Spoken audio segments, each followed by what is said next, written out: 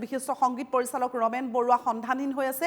পুৱা 10 বজাৰ পৰা ৰমেন বৰুৱাৰ সন্ধান নাই। লতাশিলৰ গণেশ মন্দিৰলৈ বুলি ওলাই গৈছিল ঘৰৰ পৰা আৰু তাৰ পাছৰে পৰা সন্ধানহীন হৈ আছে বৰুৱা। মোবাইল ফোনো সুইচ অফ হৈ আছে বিশিষ্ট সংগীত পৰিচালকগৰাকীৰ।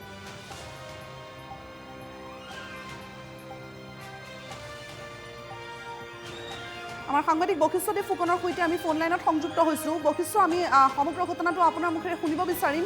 ৰমেন বৰুৱা সন্ধানহীন হোৱাৰ খবৰ আপুনি কিদৰে লাভ কৰিছে সবিস্তাৰে জানিব বিচাৰিছোঁ। যিটো খবৰ কিছু সময় পূৰ্বে তেওঁ পৰিয়ালৰ পৰা মই জানিব পাৰিছোঁ, আমি জানিব পাৰিছোঁ NKTVৰ তৰফৰ পৰা। আৰু আটাইতকৈ ডাঙৰ কথাটো হ'ল সাধাৰণতে তেওঁ বিশেষকৈ সদায়ে তেওঁ এটা ৰুটিন থাকে। পুৱাৰ ভাগত তেওঁ খোজ কাঢ়িবলৈ যায়, যদিও বা কিছুদিন ধৰি তেওঁ স্বাস্থ্যজনিত অকণমান কাৰণত সেই ৰুটিন তেওঁ নিয়মীয়াকৈ কৰিব পৰা নাই। তথাপিও শেহতীয়াভাৱে তেওঁ খোজ কঢ়াৰ যি কাম সেই খোজ কাঢ়িবলৈ যায় আৰু পৰৱৰ্তী পৰ্যায়ত তেওঁ কিবা কামত পুৱাৰ চাহ জলপান খোৱাৰ পাছত তেওঁ ওলাই যায়। সদায়ে সেইটো তেওঁৰ ৰুটিনৰ ভিতৰত পৰে আৰু আজিও তাৰ ব্যতিক্ৰম নাছিল। তেওঁ পুৱাৰ ভাগত খোজকাঢ়িবলৈ গৈছিল, খোজকাঢ়ি মেলি আকৌ ঘৰলৈ আহিল।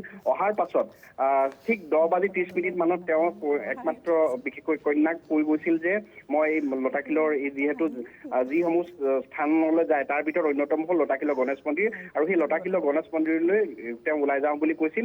আৰু সেই যে গ'ল তাৰ পাছৰ পৰা ক্ৰমান্বয়ে 12:30-1মান বজাত যেতিয়া তেওঁৰ কন্যাই ফোন কৰিছে যে তেওঁ ভাত খাবৰ কাৰণে কি ব্যৱস্থা কৰিব লাগে বা কি খাব বুলি যেতিয়া ফোন কৰিছে তেতিয়া গম পাইছে যে ফোনটো চুইচ অফ।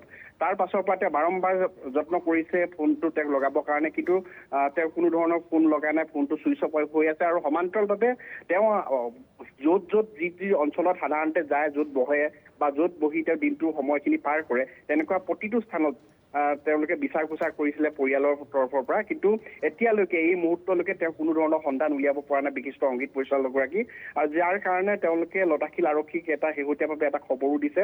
আৰু আৰক্ষীৰ তৰফৰ পৰা কি ধৰণৰ ব্যৱস্থা গ্ৰহণ কৰিছে তেওঁলোকে এতিয়ালৈকে জনোৱা নাই বা আৰক্ষীৰ ফালৰ পৰা পৰিয়ালক জনোৱা হোৱা নাই। কিন্তু এতিয়ালৈকে এটা অতি উদ্বেগজনক খবৰ যে তেওঁলোক কোনো ধৰণৰ সন্ধান উলিয়াবলৈ বা কোনো ধৰণৰ তেওঁ তথ্য লাভ কৰিবলৈ সক্ষম হোৱা নাই। গতিকে যিটো কথা আচলতে সকলোকে এক প্ৰকাৰ চিন্তিত কৰি তুলিছে, পৰিয়ালকো সমান্তৰালভাৱে আত্মীয় স্বজনক যথেষ্ট চিন্তাত পেলাইছে। কাৰণ তেওঁ কিছুদিনৰ পৰা অসুস্থ হৈ আছিল, সেই অসুস্থতাৰ বাতৰি আমি পৰিৱেশনো কৰিছিলোঁ। তাৰপিছত কিছু সুস্থ হৈছিল যদিও আগৰ দৰে তেওঁ সুস্থ হোৱা নাছিল, কাৰণ তেওঁ বয়স ইতিমধ্যে 85 বছৰ অতিক্ৰম কৰিছে। গতিকে তেনেকুৱা এজন ব্যক্তি গতিকে কোনোবাখিনিত অকণমান স্বাস্থ্যৰো অকণমান বেয়া হৈ আছিল। গতিকে এনেকুৱা এটা অৱস্থাত তেওঁ ক'ৰবাত পৰি যোৱা হ'লেও হয়তো কোনোবা ওচৰ পাজৰত থকা মানুহে দেখিলেহেঁতেন বা খবৰ দিলেহেঁতেন। কিন্তু এতিয়ালৈকে তেনেধৰণৰ ঘটনা বা তেনেধৰণৰ কথাও পোহৰলৈ অহা নাই বা তেনেধৰণৰ ঘটনাৰ কথাও গম পোৱা নাই। কিন্তু বশিষ্ঠদেৱ ফুকন, এই মুহূৰ্তত আমি আপোনাক ধন্যবাদ জনাইছোঁ। পৰৱৰ্তী সময়ত পুনৰবাৰ আপোনাৰ সৈতে যোগাযোগ কৰিম। যিহেতু বৰ্তমান সময়লৈকে বিশিষ্ট সংগীত পৰিচালকগৰাকীৰ কোনো ধৰণৰ সন্ধান নাই, পৰিয়ালৰ লোক আৰক্ষীৰ কাষ চাপিছে। আমি পৰৱৰ্তী সময়ত অধিক তথ্য আপোনালোকক জনাই যাম।